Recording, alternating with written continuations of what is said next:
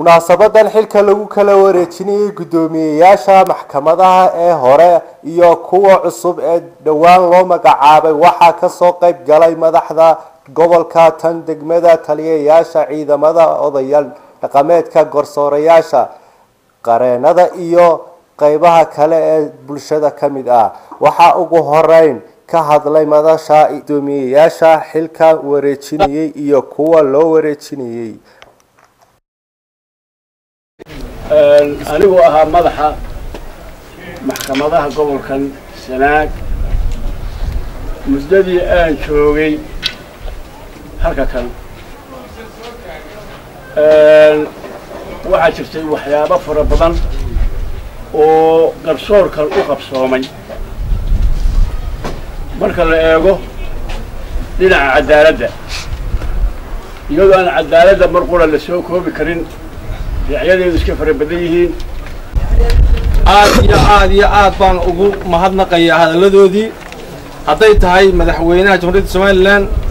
oo si wanaagsan maanta u magacaabay gudoomiyaha maxkamadda sare aad iyo aad baa aynu u fahamsanahay wax qabadkiisa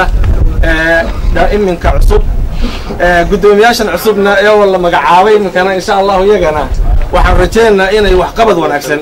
u horseedaan gobolka anigu iminka waxaan halkan ku hayaa oo aan ku wareejinayaa gudoomiyaha cusub ee maxkamadda 70 dacwadood oo aan hayo laygu wareejiyay ee aad maqlayseen oo gudoomiyuhu 70 dacwo baan ku wareejiyay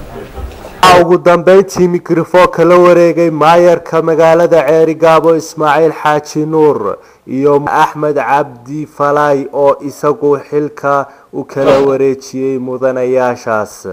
hadal badan meesha ma yaalo waxa weeye xil wareejin waxaan leenahay qolada horena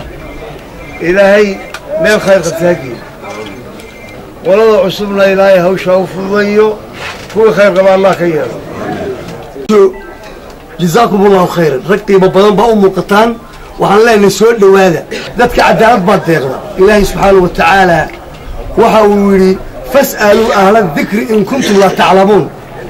والويدية عدي علبك أولى أقوات الدينية اللي وحويدية تردانا كيكا كواد وحن الله يقدوا بيها محكمة الرحفان كقبلك وزدئت كريب أي هوس إماليان وارلت الشضع بين أودينك دينت أقوات أولى لا تشرع عقاشة لا تشرع صناديقة لا تشرع واحد بدل اسكت ضيع إلا أي ثاني قاربة محكمة لها هوش أي هالكيدة كده والله تودي تسلع بين الناس